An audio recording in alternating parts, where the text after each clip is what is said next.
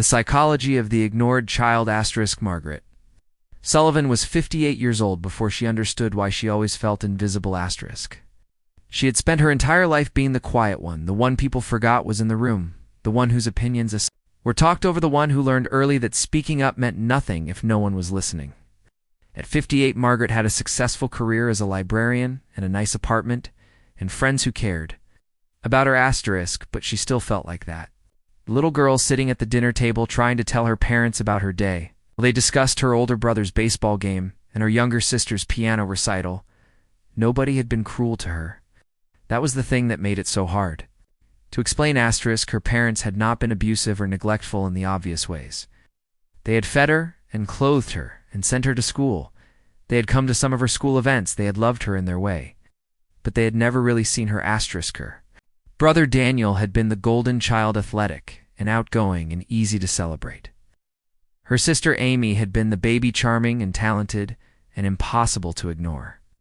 And Margaret had been the middle child, the quiet one, the one who did not cause problems, the one who learned that being good meant being unobtrusive. So she became very, very good at being unobtrusive *. She learned to entertain herself. She learned to solve her own problems. She learned to need nothing from anyone * in somewhere. Along the way, she learned that this was just how life was for people like her *. Some people were meant to be seen, and some were meant to fade into the background *. Margaret had accepted her role * until one Tuesday afternoon in the library, when everything changed *. A young girl came in after school, as she often did. * Her name was Sophie, and she was maybe 10 years old, with dark hair pulled back in a ponytail and eyes that seemed older than they. Should * Sophie would sit in the corner by the window and read for hours, never causing trouble, never asking for help *. Never drawing attention to herself * Margaret had noticed her months ago, because Margaret noticed the quiet ones she always had. One particular afternoon, Margaret watched Sophie sitting alone while other children laughed and played in the children's section *. Something about the way the girl held herself *, so still, so self-contained, so invisible *. It broke something open in Margaret's chest. She walked over and sat down near Sophie. Not too close children who make themselves invisible do not like to be crowded. "That looks like a good book," Margaret said. Gently, Sophie looked up, startled, as if she had not expected anyone to speak to her. "It is okay," she said quickly, as if Margaret might be upset with her for reading *. I just meant it looks interesting," Margaret clarified. "I have always loved that author." Sophie's face brightened slightly. "You have read her books * all of them," Margaret said. "Would you like to talk about what you were reading?" And Sophie did hesitantly at first *, then with growing enthusiasm *. She talked about the characters and the plot and what she thought might happen next *. She talked for 15 minutes straight, and Margaret listened to every word. When Sophie finally stopped talking, she looked embarrassed. "I am sorry," she said. "I talk too much about books *. You do not talk too much," Margaret said firmly. "And you never need to apologize for being excited about something *. Sophie looked at her with such surprise, as if no one had ever said anything like that to her before. Over the following weeks, Margaret and Sophie developed a quiet friendship *. Sophie would come to the library and they would talk about books, just books at first, but eventually other things. School friends, life. One day, Sophie said something that made Margaret's heart ache. "My parents are always busy with my brothers," she said matter-of-factly. "Tommy plays football and Jake is in debate club, and they have a lot of activities *. What about you?" Margaret asked. "What activities do you do?"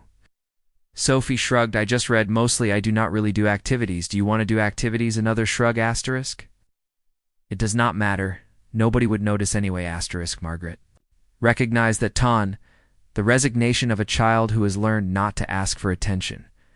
"I would notice," Margaret said. Sophie looked at her with those two old eyes. "Would you really?" "I already do." Margaret promised *. That evening, Margaret went home and could not stop thinking about Sophie *, about how much the girl reminded her of herself *, about how some children learn early that the safest way to exist is to need nothing *, about how that lesson follows you into adulthood. She thought about her own life, about how she still made herself small in meetings at work, About how she still apologized for taking up space, asterisk. About how she still felt invisible even in rooms full of people who knew her name, asterisk. She had become an expert at being the ignored child, asterisk even. 50 years after childhood ended, Margaret decided something that night. She could not go back and change her own childhood, asterisk, but maybe she could change things for Sophie, asterisk, the next week, she asked Sophie if she would like to join a book club that Margaret was thinking about starting for young readers. Sophie's face lit up. Really? You would want me in a book club, asterisk? I think you would be perfect for it, Margaret said, and she meant it. Margaret started the book club with 4 children, asterisk Sophie, and 3 other quiet ones she had noticed over the months, the ones who sat alone, the ones who never asked for help, asterisk the ones who had learned to be invisible, asterisk every Thursday afternoon they would meet in a corner of the library, asterisk they would discuss books and share snacks and talk about their lives, asterisk. Margaret made sure every child was heard, asterisk. When one started to interrupt another, she would gently redirect, asterisk, let us hear what Sophie has to say, and then you can share your thought, asterisk, she validated. Their opinions, that is such an interesting way to think about that character. She celebrated their excitement, asterisk. I love how enthusiastic you are about this book. Slowly over weeks and months, she watched these children begin to unfold. They started raising their hands with ideas. They started speaking louder. They started taking up more space. Asterisk and Sophie bloomed more than any of them, asterisk, one day. Sophie's mother came to pick her up from book club, asterisk. She found Margaret and said, I do not know what you are doing, but Sophie talks about you constantly. Margaret smiled. She is a wonderful girl, asterisk. She is so quiet at home. Sophie's mother said, we never know what she is thinking. Margaret chose her words carefully. Have you tried asking her, asterisk Sophie's? Mother looked surprised. Well, yes, of course, but she never has much to say. She has a lot to say. Margaret said gently, she just needs to know someone is really listening. Something shifted in the mother's expression. You think we are not listening? To her, asterisk, I think, Margaret said carefully, that sometimes quiet children get overlooked. Not because anyone means to, but because they do not demand attention the way others do. Sophie's mother was quiet for a long moment. Her brothers, they are so loud and busy, and she is just so easy. Easy children need attention to, Margaret said after that conversation. Margaret noticed changes. Sophie's mother started coming to pick her up earlier, started asking her about book club, started really listening when Sophie answered one day. Sophie told Margaret that her mother had asked if she wanted to take an art class. Asterisk, what did you say? Margaret asked. Asterisk, I said yes. Sophie said with a shy smile, I have always wanted to. Try painting. Margaret felt tears prick her eyes. I'm so proud of you for wanting to paint, for asking for what you want. Through Sophie, Margaret began to understand her own childhood in new ways. She realized that her parents had not ignored her because she was unworthy of attention, asterisk.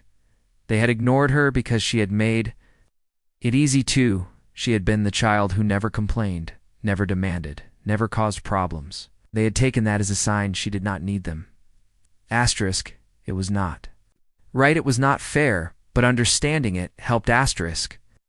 Margaret started therapy for the first time in her life, asterisk. She told her therapist about being the ignored child, asterisk, about learning to be invisible, asterisk, about carrying that invisibility into adulthood, asterisk. What? Would it look like her therapist asked to let yourself be seen? Margaret did not know, but she decided to find out. Asterisk. She started speaking up in meetings at work, asterisk, sharing her ideas even when her voice shook, asterisk. She started calling her siblings and telling them honestly how their childhood had affected her, asterisk. She started saying no when she wanted to say no, and yes when she wanted to say yes. Asterisk. She started taking up space. It was terrifying, it was exhausting, but it was also liberating. One evening her brother, Daniel, called her back after their difficult conversation, asterisk. I never knew you felt that way, he said. I never knew you felt invisible, asterisk. I learned to be invisible, Margaret said. I thought that was what I was supposed to be. Asterisk, I am sorry, Daniel. Said I was so caught up in my own life I never noticed how quiet you were, asterisk. I know, Margaret said, I do not think anyone noticed. That was the point asterisk. I am noticing now, Annelle said, and I would like to know you better if you will let me asterisk. Margaret cried after they hung up, not sad tears, healing tears asterisk. Sophie's book club continued through the school year and into the next. More quiet children joined. Margaret watched them all learn the same lesson, that being quiet does not mean being empty, that having thoughts and feelings and needs is okay, that they deserve to be heard. One Thursday afternoon, Sophie brought Margaret a drawing she had made in her art class asterisk. It was a picture of Margaret sitting in the library surrounded by books and children asterisk. This is how I see you, Sophie said. Margaret looked at the drawing and felt overwhelmed with emotion. This is beautiful, Sophie asterisk. You are in the center, Sophie explained. Because you made space for all of us. Margaret hugged her. You made space for me too, she whispered. You reminded me what it felt like to be seen. Asterisk. Margaret was 58 years old before she understood why she always felt invisible, but she was 59 when she learned she did not have to be invisible anymore. That the ignored child she had been did not have to dictate the woman she became. Asterisk. That it was never too late to learn to take up space, to use her voice, to ask for what she needed, to believe she mattered. Sophie taught her that asterisk. And Margaret taught Sophie asterisk, and together they learned that being quiet is okay asterisk. But being ignored is not, that every person deserves to be seen, to be heard, to be valued. No matter how softly they speak, this is a story about the children who learn to disappear and the adults who help them reappear asterisk, and the healing that happens when the ignored finally allow themselves to be found. Margaret had spent 58 years being invisible, but she spent the rest of her life being seen and helping others be seen. To one quiet child at a time, one conversation at a time, one moment of genuine attention at a time asterisk. Because she understood something precious asterisk, that the greatest gift you can give someone is to really truly see them, to notice when they are in the room, to listen when they speak, to remember that quiet does not mean empty, and invisible does not mean unimportant. Margaret had been the ignored child, but she became the woman who made sure no other child felt ignored asterisk, and in doing so, she finally learned to see herself not as invisible, but as essential, not as too quiet, but as just right, exactly as she was, exactly as she had always been asterisk. Finally seen.